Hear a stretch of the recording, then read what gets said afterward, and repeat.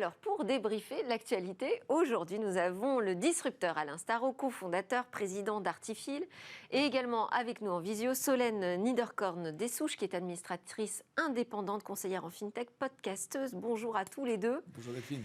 Alors, je vous propose qu'on commence à débriefer ensemble de l'actualité avec peut-être celle qui pourrait changer les règles dans le monde du numérique. En tout cas, c'est un premier accord qui a été trouvé en Europe sur une législation sur les services numériques. Ça s'appelle le Digital Service Act, le DSA pour faire court. Et la grande promesse derrière ce texte, en fait, c'est que tout ce qui est illégal dans la vie réelle le soit également dans la vie en ligne. Quel est votre regard, vous, sur l'arrivée de ce règlement qui n'est pas encore finalisé, mais enfin qui avance visiblement à bon train? Peut-être Alain pour commencer. Alors, la difficulté, c'est que la vie réelle n'est pas la vie en ligne. C'est-à-dire qu'il y a plein de choses qui sont non dites dans la vie réelle, mais qui sont apprises. On se comporte face à des gens de manière plus policée que notre avatar peut le faire sur Internet ou qu'on puisse échanger des news de manière anonyme. Donc, ça ne va pas suffire de dire la vie réelle doit être aussi bien... Enfin, la vie en ligne doit être aussi bien policée que la vie réelle. Ça risque de ne pas suffire.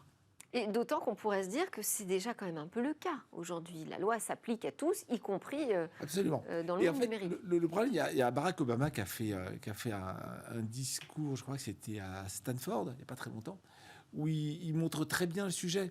En fait, il y a d'une part le fait que la mécanique des réseaux sociaux, l'engagement, on en parle souvent ici, conduit à fracturer les cibles, c'est-à-dire que les gens restent entre eux. Et il y a d'autre part le fait que la capacité à faire des fake news augmente, augmente la non-compréhension du vrai monde. Donc, oui, il faut qu'on soit comme dans la vraie vie, sauf que ce qu'on nous raconte n'est pas la vraie vie. Donc, c'est beaucoup plus complexe que ça, il me semble.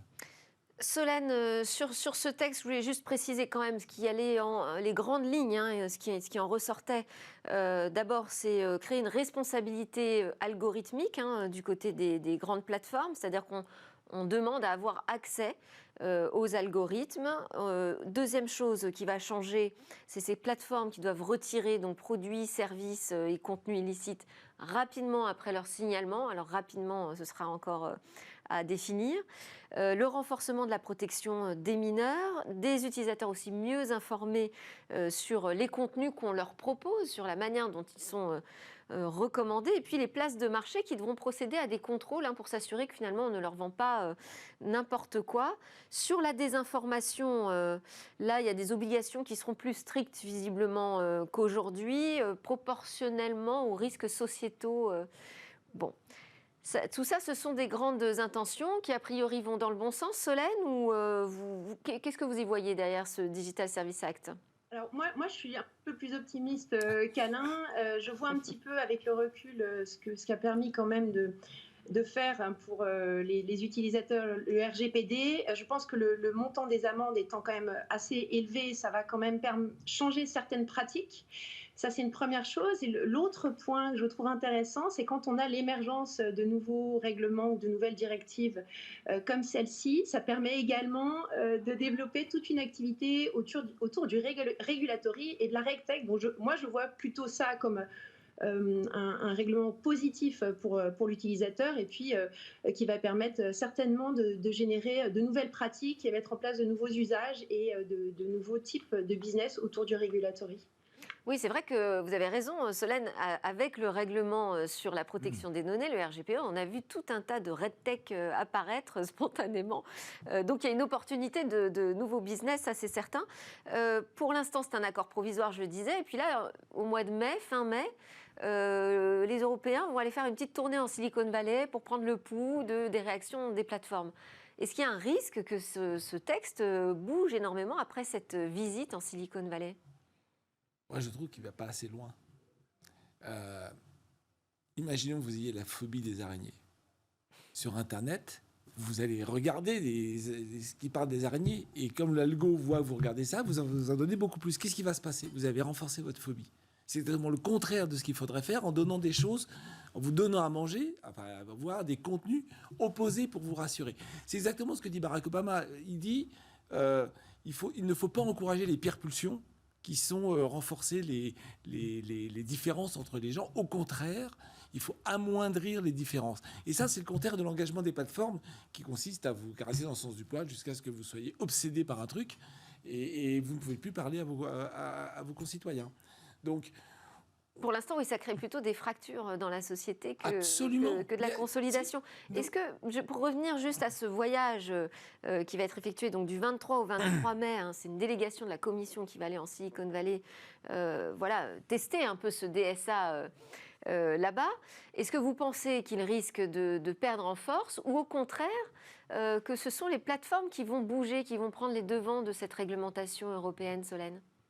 Alors moi, je pense que c'est intéressant parce que ce qui est en train de se passer, c'est que ça contraint énormément les plateformes et ça redonne de la place aux utilisateurs.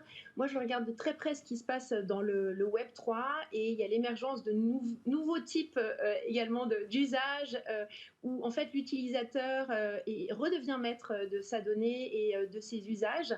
Donc je pense que c'est intéressant pour moi, ce qui va être intéressant dans cette visite, c'est également de voir toutes les nouvelles plateformes qui sont en train d'émerger dans la Silicon Valley, qui sont tout doucement en train de se déployer en Europe de façon encore assez discrète. Mais je pense que au contraire, c'est une ouverture vers autre chose. Oui, alors peut-être qu'effectivement, les plateformes vont peut-être bouger, s'adapter, parce que ces règles, elles pourraient devenir internationales. On peut imaginer que les États-Unis aient également envie, surtout sous l'ère Joe Biden, d'adopter ce type de règles. Donc ça peut bouger. Il y a évidemment un grand sujet d'actualité aujourd'hui, c'est Elon Musk qui a racheté Twitter, qui va être soumis à ce Digital Services Act, a priori. Je ne suis pas sûre que cela réjouisse énormément Elon Musk, qui lui se présente comme le partisan d'une liberté d'expression absolue. Donc les nouvelles règles plus strictes autour de la désinformation, je ne sais pas comment il va piloter ça. Quelle a été votre réaction, vous, Alain, sur ce rachat ? J'adore ce que fait Elon Musk, sauf ça. C'est-à-dire sauf le rachat de Twitter. Ah oui ? C'est un excellent disrupteur. Donc quand il y a quand il y a un problème, il le résout. Hein. On n'en a pas parlé, mais Boring Company vient de lever 600 millions de dollars pour faire une nouvelle foreuse de tunnels qui ira, au lieu de faire 1,5 km par jour, par semaine, elle en fera 11 par jour. Donc on va disrupter la manière dont on fait des tunnels, ça c'est parfait, comme il a fait pour SpaceX, etc. Des tunnels qui serviront à Hyperloop, donc un nouveau moyen de déplacement. Le vrai truc, c'est que je sais faire du tunnel pour beaucoup, beaucoup moins cher que j'en faisais avant. Ouais. De même que je fais des fusées qui sont réutilisables, donc ça m'ouvre des horizons. Je ne sais pas lesquels, on peut partir des tunnels pour les voitures sous les villes, mais ça peut être tout à fait autre chose. Les disruptions, elles ont l'intérêt d'être transformationnelles au-delà d'un seul secteur. Sur Twitter, il caresse dans le sens du poil son autre penchant pour la communication, et c'est pas ce qu'il fait de manière la plus, comment dirais-je, équilibrée. En même temps, il redonne un peu d'air aussi économiquement à Twitter avec ces 44 milliards de dollars qui vont arriver. Ah oui, moi je suis tout à fait d'accord dans un sens avec vous. En revanche, je suis d'accord aussi avec Alain. Moi, ça m'a un petit peu surprise parce que sous ces côtés libertaires, on se rend bien compte que en ayant le contrôle de Twitter, en étant actionnaire de Twitter et en ayant également tout ce réseau de communication satellite, on va avoir un Elon Musk qui finalement a toute la chaîne de valeur en termes de communication. Et donc, il y a une sorte de prise de pouvoir, moi, qui me perturbe un petit peu. Mais en même temps, c'est je dirais, dans la ligne de ce que font les deux, je dirais, tous ces grands milliardaires. Hein, je pense que vous n'êtes pas sans savoir que Jeff Bezos est propriétaire du Washington Post. On va avoir Bernard Arnault derrière Lagardère. Donc voilà, c'est dans cette même, je dirais, cette même mouvance, mais c'est pas ce que je préfère d'Elon Musk. On est d'accord. Alors, si vous me parlez de Jeff Bezos, il a eu une petite phrase à la suite du rachat. Il a mis « Question intéressante, le gouvernement chinois vient-il de gagner un peu d'influence sur la place publique ?»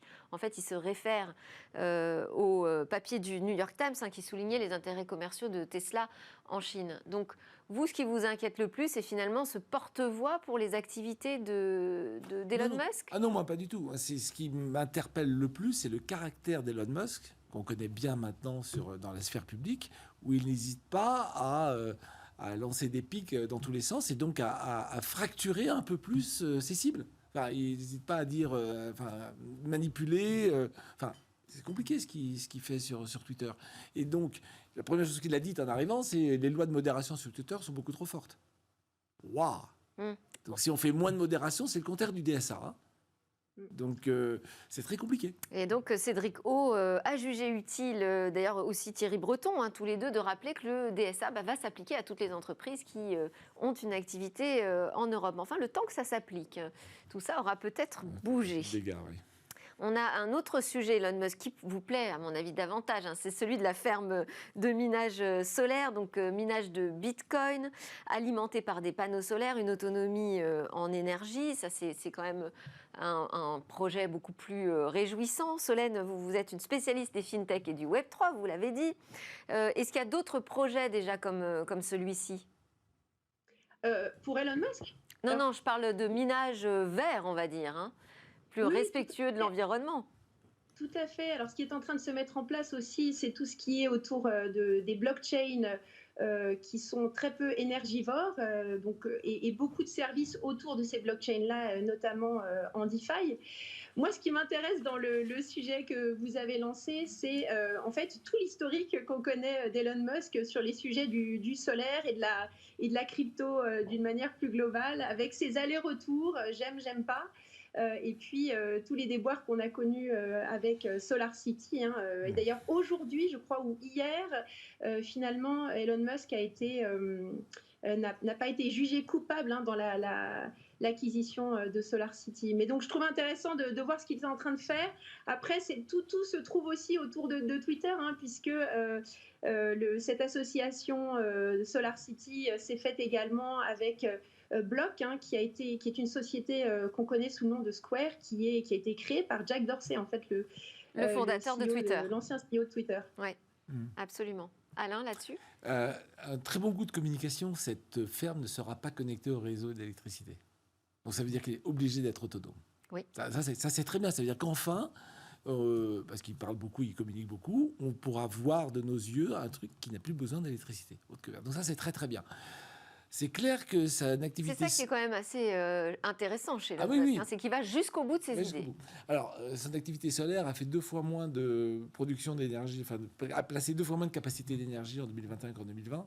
Alors, il dit que c'est à cause des composants, mais ça marche pas quand même très bien, donc on peut pas s'empêcher de dire que c'est aussi un débouché supplémentaire pour les panneaux solaires et pour les batteries, pour faire vivre un peu son activité. Mais à la limite, pourquoi pas ?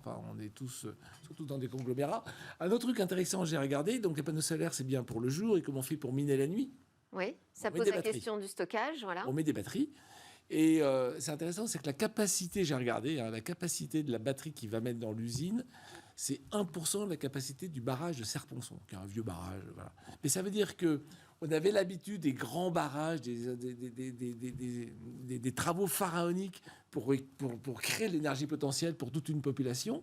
Et on est en train de constater une fois de plus qu'on décentralise et qu'on fait localement des choses à la portée d'une activité donnée. On n'a pas besoin de... Enfin, c'est quand même quelque part la fin de l'État régalien qui centralise tout. Oui, alors effectivement. Pour un libertaire, c'est assez cohérent. C'est assez cohérent. Et Solène, sur cette nécessité d'avoir un Web3 et du minage de crypto-monnaies plus respectueuses de l'environnement, ça c'est une vraie tendance de fond. De toute façon, là encore, il va se mettre sur un marché qui est très porteur. Ah, tout à fait, tout à fait. Alors, en ce qui concerne la pollution, c'est vrai qu'il y a beaucoup de débats dans cet environnement-là pour prendre en considération réellement la consommation d'énergie des différentes blockchains. Mais quand on voit en effet Bitcoin, c'est la plus énergivore, mais toutes les nouvelles blockchains qui sont créées et tous les protocoles qui sont déployés sur ces blockchains sont de moins en moins énergivores. Mais ça devient en effet un élément central et qui préoccupe aussi beaucoup d'investisseurs dans ce domaine du Web3. Alors, autre actualité qui doit intéresser les investisseurs, c'est Brix, donc une start-up de Montpellier qui a levé 5 millions en 5 secondes. Mais alors, ils ne se sont pas arrêtés là. Donc, ils ont levé auprès des internautes sur une plateforme de financement participatif. Ils avaient finalement, ils se sont dit, bon, bah, alors si ça va aussi vite, on va aller jusqu'à 20 millions.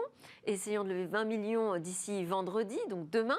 Et puis, ils sont arrivés à leur objectif bien avant, puisque hier, ils ont fermé la collecte, ils ont atteint leurs objectifs. C'est intéressant de voir ce choix qui est fait par une start-up française, de ne pas passer finalement par les investisseurs internationaux. Alors, moi, je trouve ça très intéressant.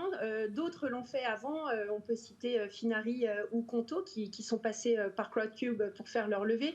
Ça permet en fait à ces plateformes de redonner une forme de pouvoir à leurs utilisateurs et les rendre réellement actifs. Alors ça, c'est bien quand tout se passe bien.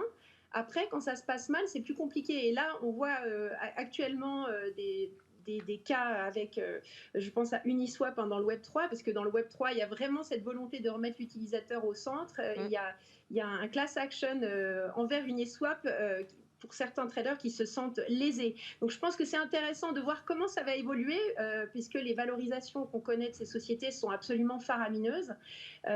Donc voilà, investir quand la valo est très élevée et que ça le vend en poupe, c'est super. Après, voyons dans quelques années, il y a toujours un peu de casse dans les startups.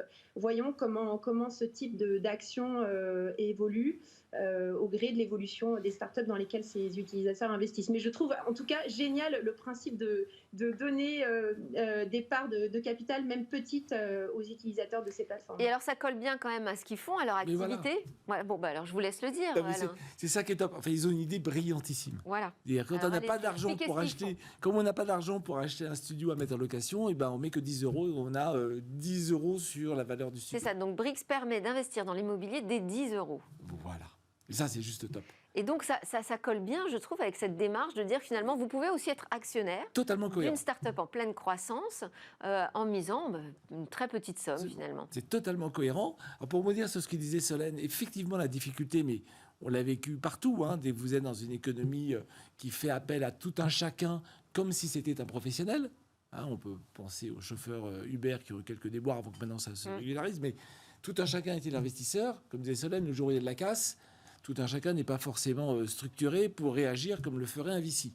Et c'est la limite de l'exercice de l'ubérisation, c'est-à-dire de l'économie où je demande à tout le monde de participer.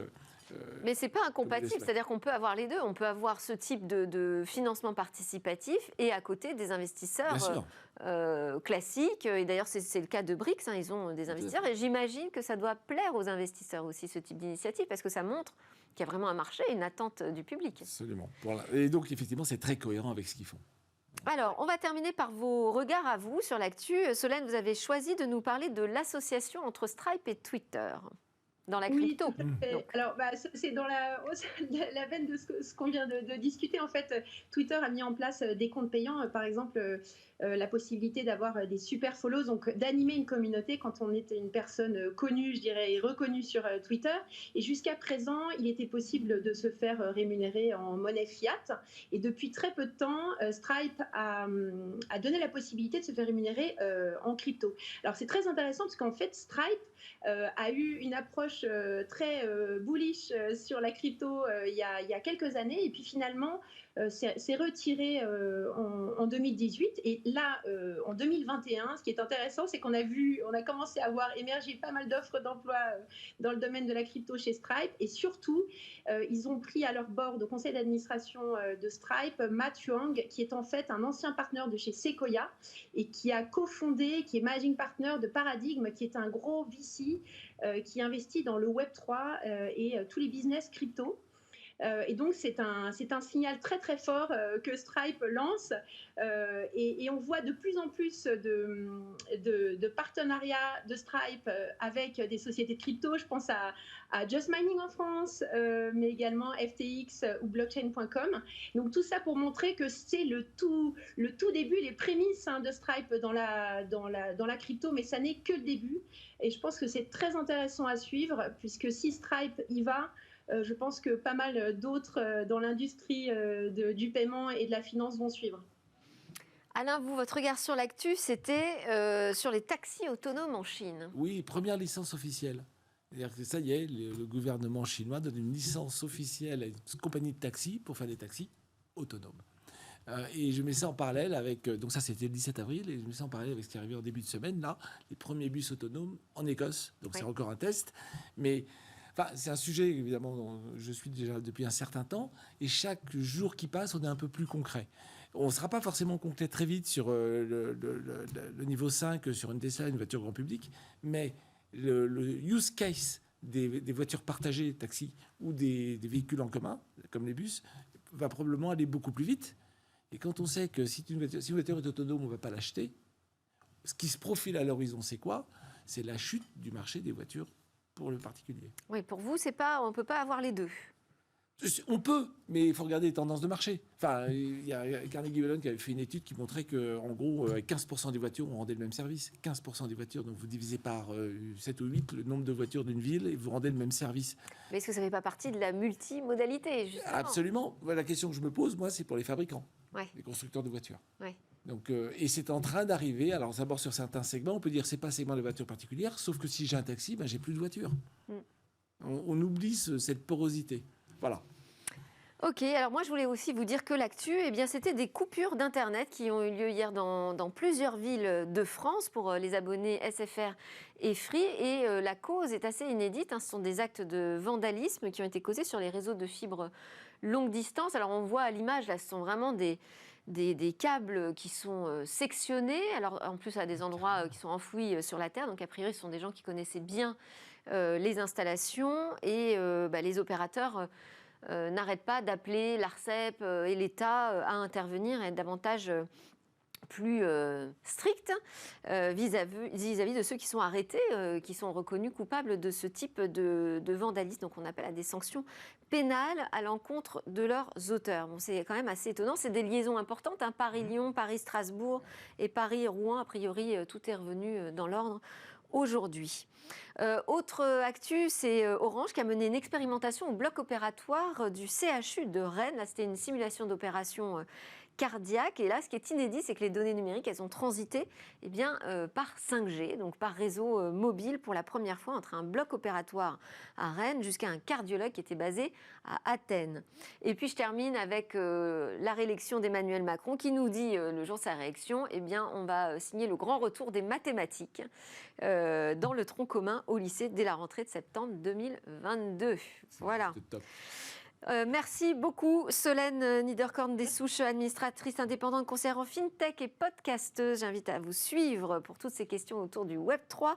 Et merci Alain Staron, président cofondateur d'Artifil, pour votre œil toujours aussi disruptif. Merci Delphine. À suivre dans Smart Tech, on parle du sens de l'IA.